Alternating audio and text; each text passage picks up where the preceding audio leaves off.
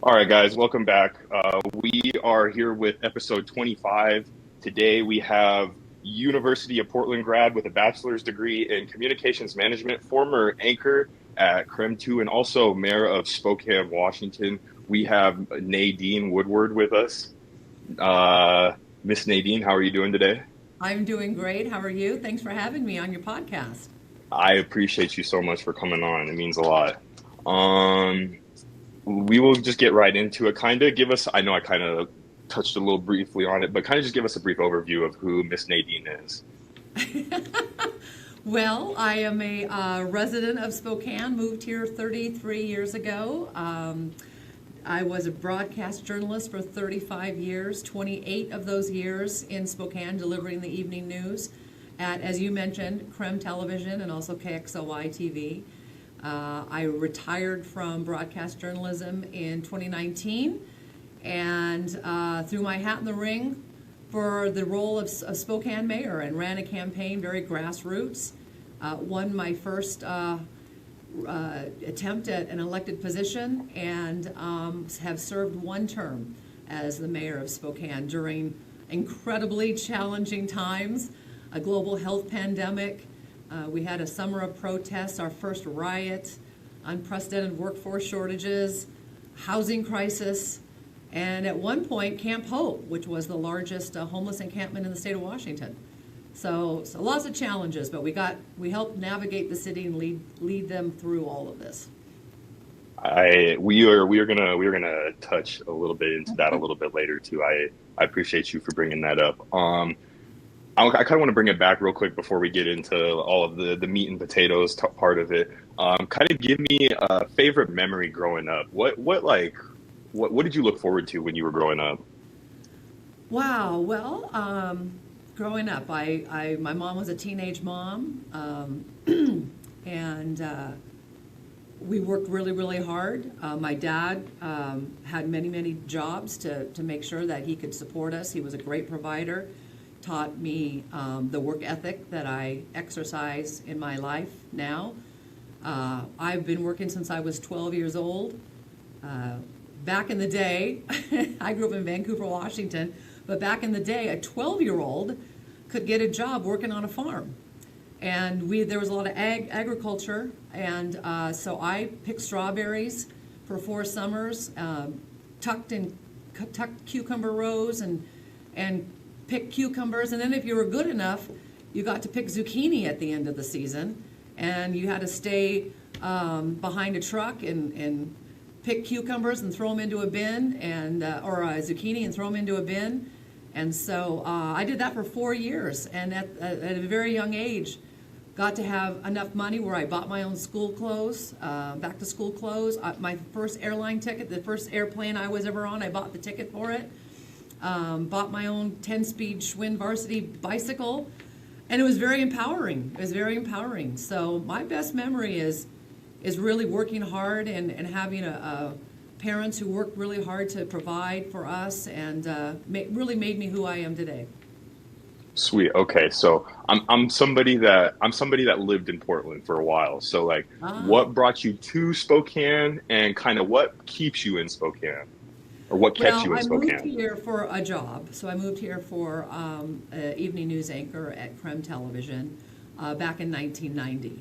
And this was really going to be a stepping stone. My husband and I had just gotten married, and I'm from the west side, he's from the west side of the state. And so we eventually wanted to get back to our families in either Seattle or Portland. But after being here in Spokane for a year or two, we realized this is a great place to live, raise a family, build our lives, raise our children. And so we ended up staying, and it was the best decision that we ever made.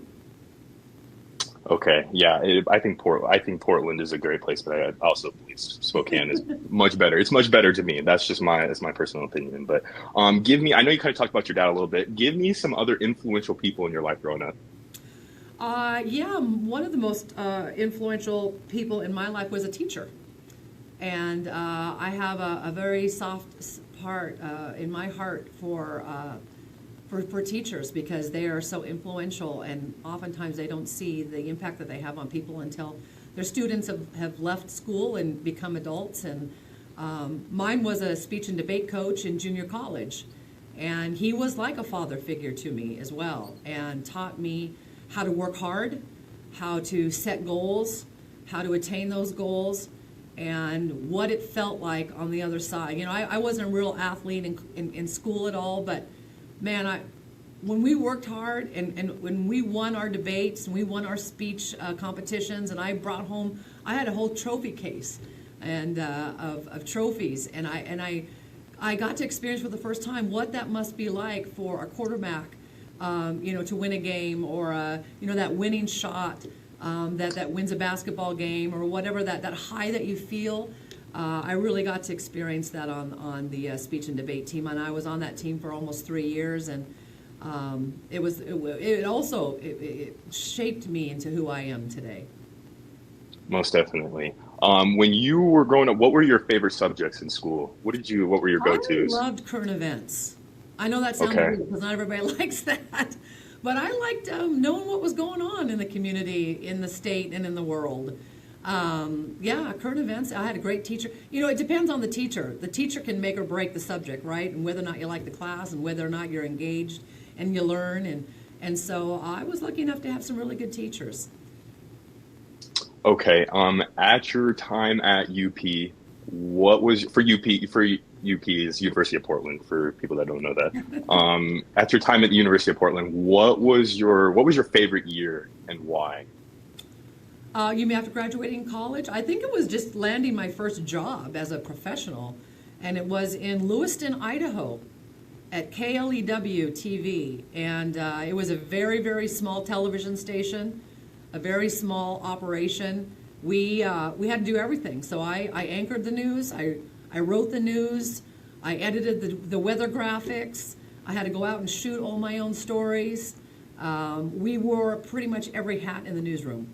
And it really gave me a well-rounded experience to then move on to other markets and eventually, you know, do the evening news in a market like Spokane for 28 years. But yeah, that was a great experience. First time I had moved away from home, I put myself through college. My parents weren't able to, or couldn't afford to send me to college.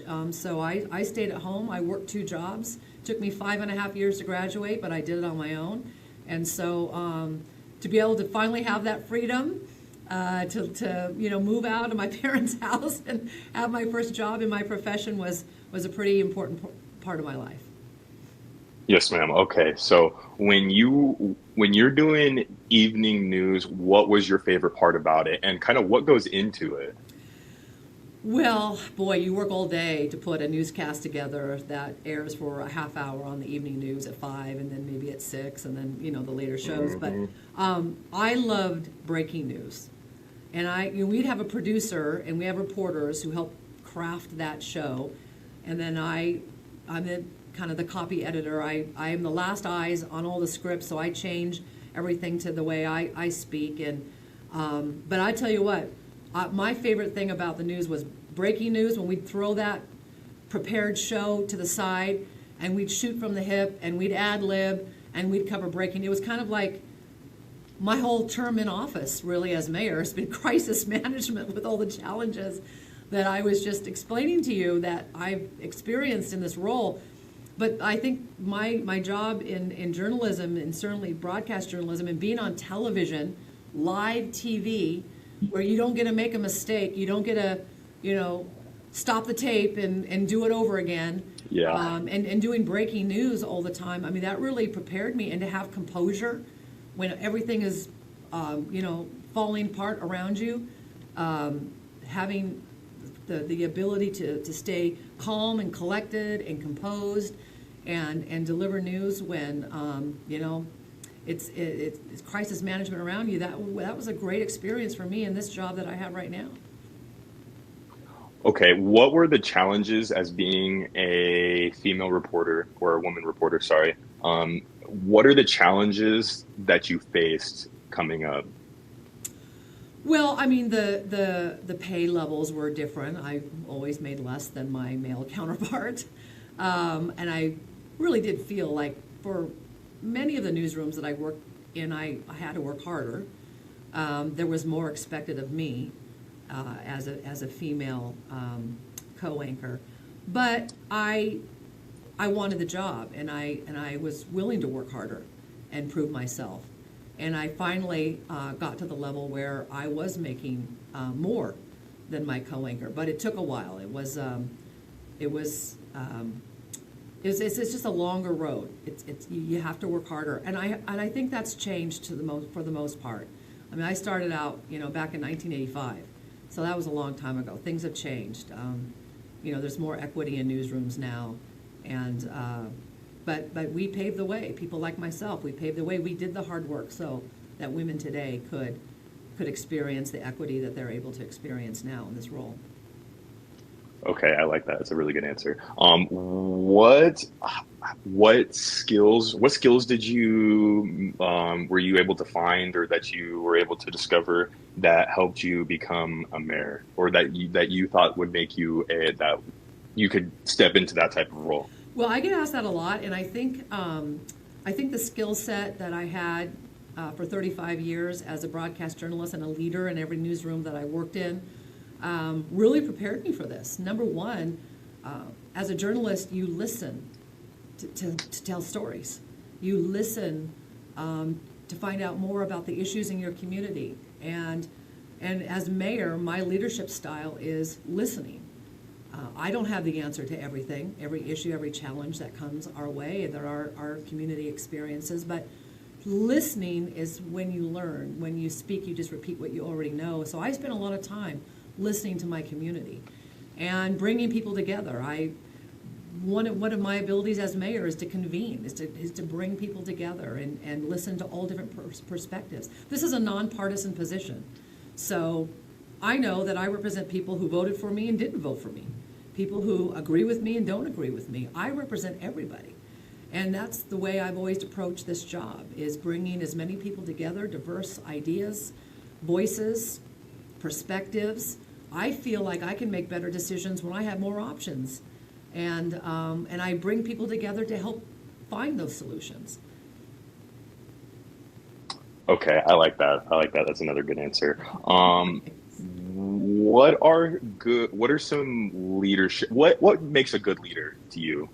What does it take to be a good leader? Well, I mean, and like I mentioned, I just think leaders need to listen more and not think that they themselves have the answer to everything, to every issue, to every challenge. I didn't come into office just with my own agenda, thinking, I did run. Homelessness was a huge issue when I ran in 2019. It still is a huge issue. Public safety is the fundamental responsibility of government. If you don't have a safe city, you don't have anything. You don't have a thriving city. You don't have businesses that can be successful. You don't have people who want to live in your city, visit your city, work in your city. You don't have economic development. So, and we've been challenged with that as well.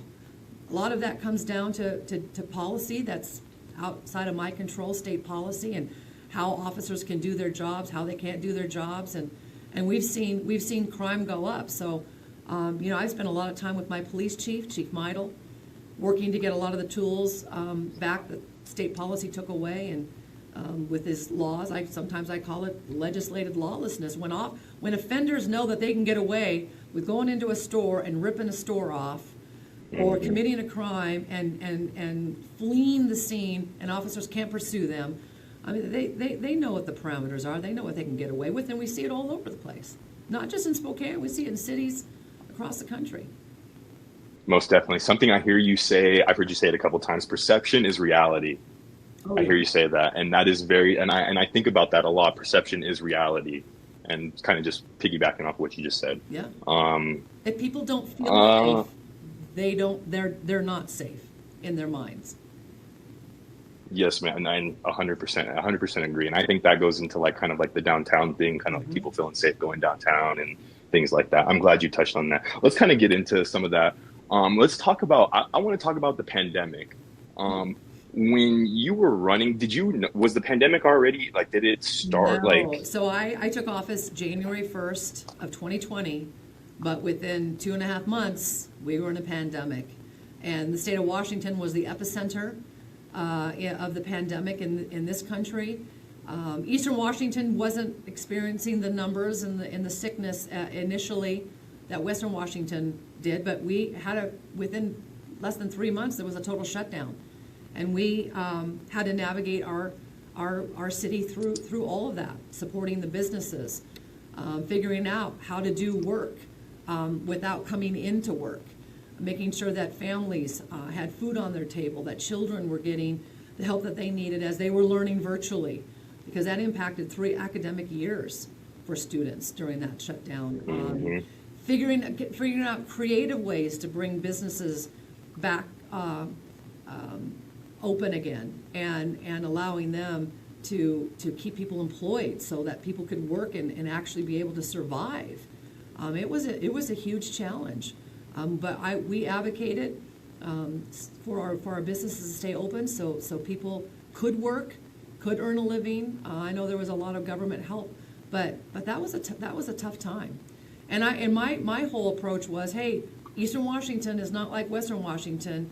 We are doing things differently here. We don't have the numbers and the cases that should keep our businesses closed. So we advocate. We were the biggest county in the state to open up our businesses after the initial shutdown, because we knew we needed to get people back to work. When you first started, what was your mindset? What did you think? And then how did that change once that 2 months hit and the pandemic came in? Well, one of the questions I get a lot is, if you knew that you were going to have to lead the city during a global health pandemic when you became mayor, you probably would have never run for mayor. And I said, there's a reason that you're not supposed to look into that crystal ball and see what's coming down the pike, because life throws you all kinds of challenges, and if you knew ahead of time what you were going to walk into, you wouldn't want to get to bed some days. But it is what it is. Life does throw you challenges. I had a great team. I didn't have to do all of this by myself. We work with the county, we work with the valley, we work regionally to keep our region propped up, and food on the table for people, help for children in schools, get our businesses back open, all of those things. And that provided the framework for our area, our region, to be able to address all kinds of challenges in the future, homelessness being one of them. I don't think we should all be working in our silos and addressing these challenges. We need to be working regionally together. We're better when we work together. But one thing too about being an elected, when you're running for office and for the first time, you think you're going to be able to do all these things. And it's not until you get elected and you're actually in the office do you realize, gosh, I can't do everything that I thought I was going to be able to do. There are constraints that don't allow me to do all the things. But let me just tell you, as mayor, all of the issues fall in your lap. People see you, and they see you as the one who can change and impact and have control over everything, but you don't. And that's been hard. You're a spokeswoman for the people. Okay. How do you think that the pandemic affected homelessness in Spokane? Well, during the pandemic, we did everything that we could to make sure that the vulnerable individuals in our community, like the homeless, were protected. So the city of Spokane at the time only had a seasonal warming center, and we only had one. And we weren't going to close that down and let people out on the street during the pandemic to be exposed or to spread virus or anything like that. So we kept them housed. We kept more than 100 people housed during the pandemic, and then we've opened a number of new shelters. I've added hundreds of more shelter beds in our shelter system. We've opened the young adult shelter for 18 to 24-year-olds. We opened the Way Out shelter that the Salvation Army runs. That seasonal warming center that we had that was only operating maybe 5 months out of the year, we turned that into a 24/7 year-long operation. And then we opened up TRAC, the Trent Resource and Assistance Center, that right now has got 400 people in it. 400 people off the street during this weather. It's snowing right now. And they're off the street. They're not under a viaduct. They're not in a field. They're not on the sidewalk. They're in a warm place with a bed, 3 meals a day, and access to services. So that work continued, and we've been doing that regionally. But there is a great need, and this is a very complex issue. And we decriminalized drugs for 2 years in the state, and now we lead the nation. Washington leads the nation in the percentage increase in overdose deaths. We had 3,000 last year. So outside of just housing people, we need to also address some of the other issues that make people houseless, and that's mental health, and that's addiction. Mm-hmm.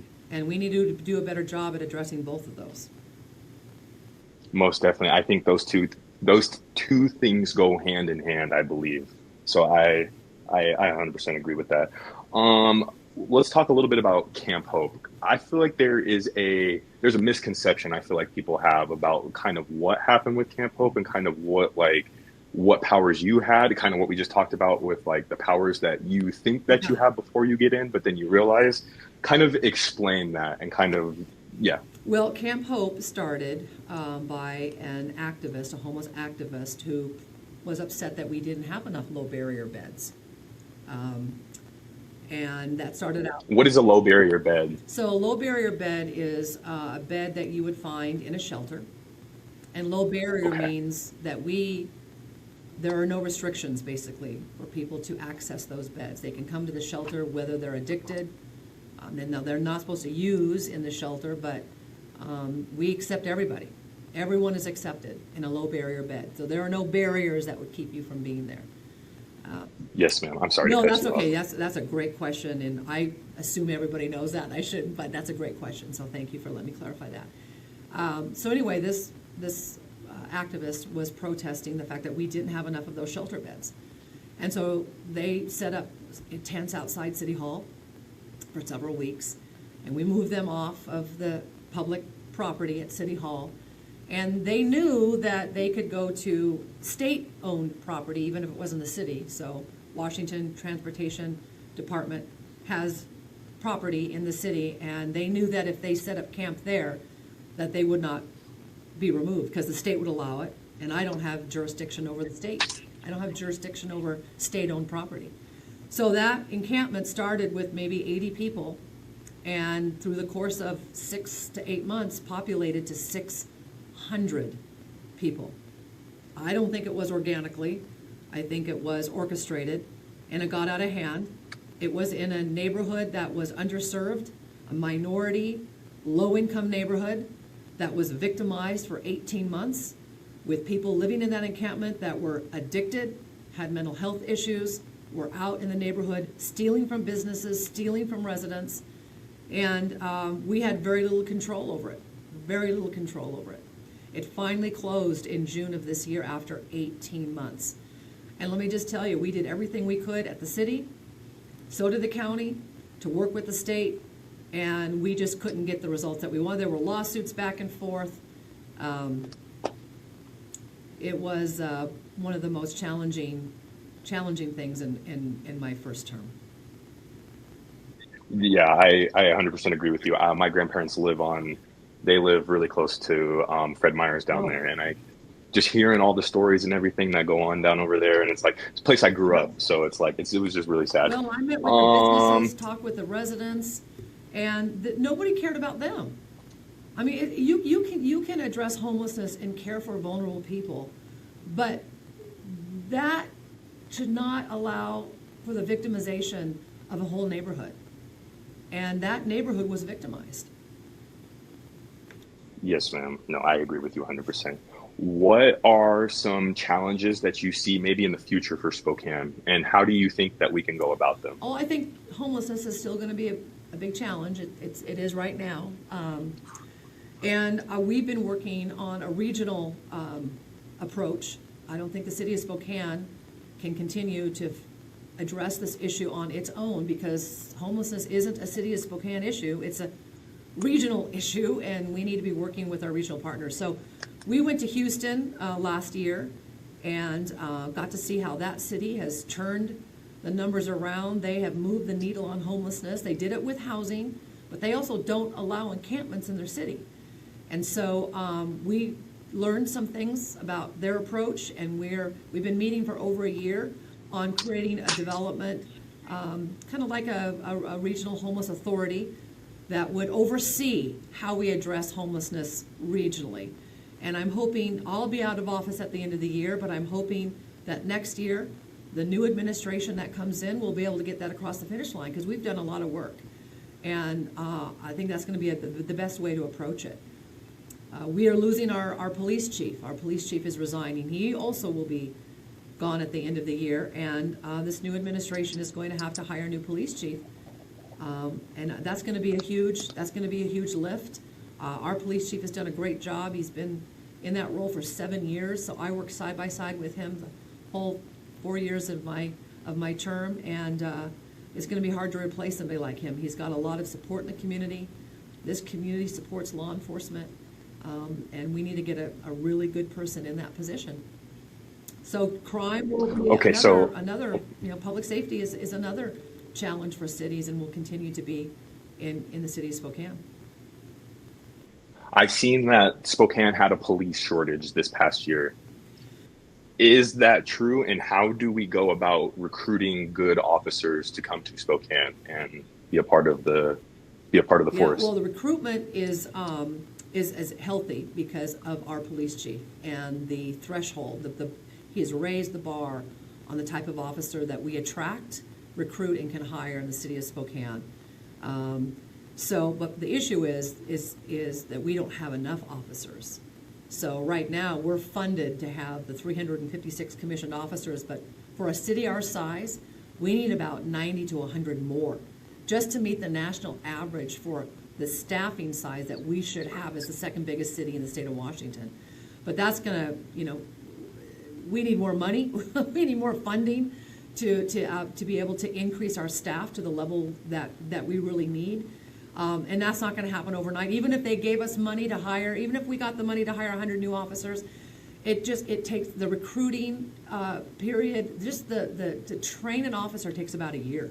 So by the time they go to the academy and then they get all the other on-the-job training, it takes them a year before they're on their own, on the street, doing the job.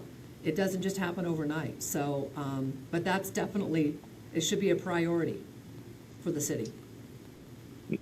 Most definitely. I think that is definitely one of the top priorities, or at least should be. Maybe a little bit more lighthearted. I don't know. Maybe it depends. But what is your favorite part about being mayor? Oh man, getting out and being with the people. I've met so many incredible people in this role, and really being an ambassador for the city. And I haven't been able to do that a whole lot because the first half of my first term, everything was locked down. We didn't have events. We didn't have tourism. We didn't have conventions. We didn't have all the events that, I would normally be a part of.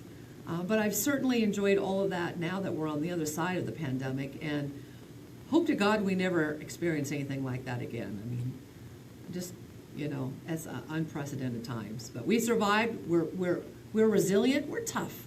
You know that. We're tough in Eastern Washington. Spokane, they say we're gritty. Well, you know what? We're resilient. We're tough. We can get through things. And when we work together, we're better for it. Yes, ma'am. I agree with you. 100%. What goes into a campaign? Oh, my goodness. How do you even get started?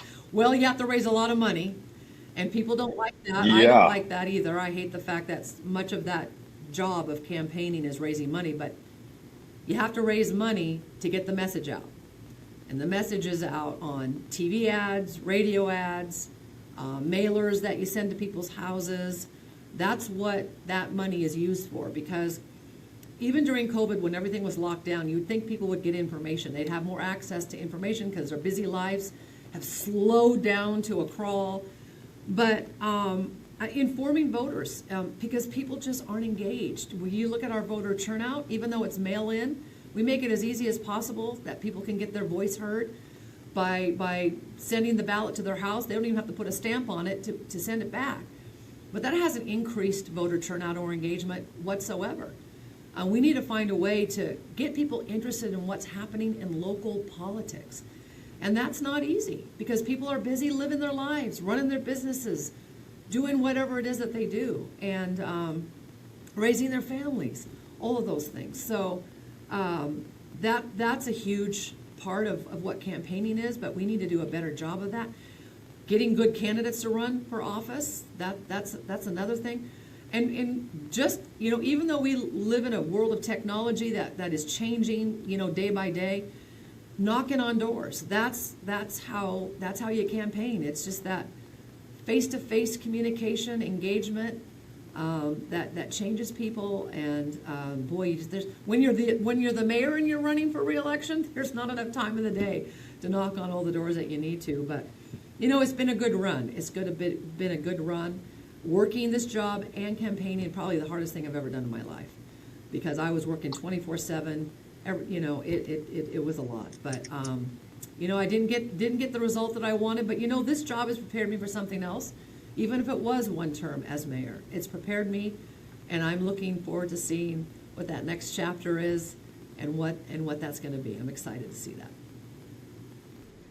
Do you feel like your previous experiences as being an anchor, being somebody that was out there every single night, do you think that helped you or hurt you in your campaign? Oh, I think that definitely helped me. I mean, I had the name identity. People know who I was, right? They invited me into their living room every night to listen to the news. Every night. I was an extended member of their family. And so just having that name recognition and trust.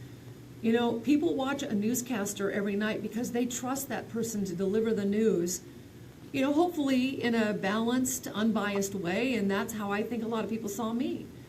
And there's also a level of trust with electeds. People want to elect somebody that they trust.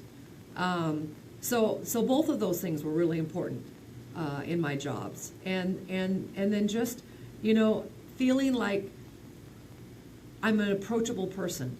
I haven't changed who I am because my life was on television for 28 years in Spokane. I still was the same person that I was when I moved here in 1990. I didn't get my identity because of what I did. My identity was who I was, a mother, a wife, but there are a lot of things that help me in my role as a journalist, like I said, as my role in mayor, and that is listening, telling stories, researching, being able to make decisions, and this was the biggest honor I've had in my life is serving the city in this way. That is very true. I feel like sometimes people have a misconception, and I agree with you about the voting. I was very disappointed with how many people came out to vote this year, but I feel like people have the perception that it is the president that makes all of the moves, when it is really your local leaders that have the ability to make those moves. When I feel like the president's more of like a figure piece. He's more of like a mouthpiece to me. When your local leaders are the ones that actually make the changes and things like that, they're able to. And I just feel like there's a misconception. Politics is local, and you've got to know what your local leaders are doing, because that does impact you much more directly than what's going on at the federal level. But it's hard to get that information because you can turn on the national news and you get to hear what's happening across the country and what the president is doing. How often do you get to hear about what the governor's doing or about what the mayor is doing? Very little. You have to do your homework, and people are going to have to make that commitment to become engaged, to watch what's happening on Monday night during the city council meeting, to know what the mayor is doing. That information, you've got to go find it, because it's not really coming to you the way that the national politics is. I see. Okay. Mayor Nadine is out on a night in the town. Where is she going for a restaurant? Where are we going? Well, I'm for a the major night? foodie. I've traveled the world. I love every type of ethnic food. But I tell you, one of my faves, I have to say, is Zona Blanca, because ceviche and Mexican food is, and Chad White, who owns that restaurant, he learned his skills in Baja. Good. And man, he's great. Have you been there? I have. I'm a Yeah. margarita girl Oh too, yeah. so I Oh yeah. I actually just wrote it down because I was like, that's a good gift idea right yeah, there. oh yeah. They've got a great happy hour, 2 to 5 every day. Yeah. Okay. How do you keep a work-life I balance? don't. And I certainly didn't this past year while I was working as mayor and running for office and campaigning. There wasn't. There was none. There really hasn't. This job, coming into this job with the health pandemic and everything, the good thing is that my children are grown, they're adults, they don't live in Spokane right now. So I had lots of time to devote to this job and to the campaign. And come January 1st, I'm gonna have some extra time to figure my next chapter out, and to really just have some time to myself, because this job is 24/7. And you can try to set boundaries. No, it doesn't happen that way. But that's okay. That's okay. I feel like everything never goes as what you plan. I feel like when you get into these like those types of positions, it No. never does. Are you a white wine or are you a red wine type of I'm person? white in the summer and red this time of year. Okay, Yeah. that's But margaritas pretty are my good. thing. Okay, most definitely. All right, I got Okay. one more question for you, and we can wrap it up. What is your definition of success? Oh, wow. That's a good question. I would say being happy with the way you carried something out, internally, not making other people happy, but how you feel about the job that you did, or whatever it is that you did, the goal that you had. Listen, I'm really proud of the way that I served this city for 4 years, as I said, during incredibly challenging, unprecedented times. And I was called to do this job at this time for a reason. I didn't know what it was at the time, but what it has done is it's proven to me that we can all do so much more than we ever thought we could. We all have the ability to stretch ourselves and do so much more than we ever thought. And we're stronger. We can be stronger when called upon than we ever thought we could. I'm a different person when I'm grounded, I'm humble, but I have a different sense about myself because I did this job, and I'm very proud of how I did it. So to me, that's the definition of success. I like that. That's good. We have Mayor Nadine Woodward with us today. We really appreciate you coming on today and giving us Yeah. your time. This was really amazing, and I appreciate the time that you Well, offered thanks to for us. having me on your podcast. It's been a great time talking with you. Yes, ma'am. I appreciate you, and thank you for going over a little bit more of the time.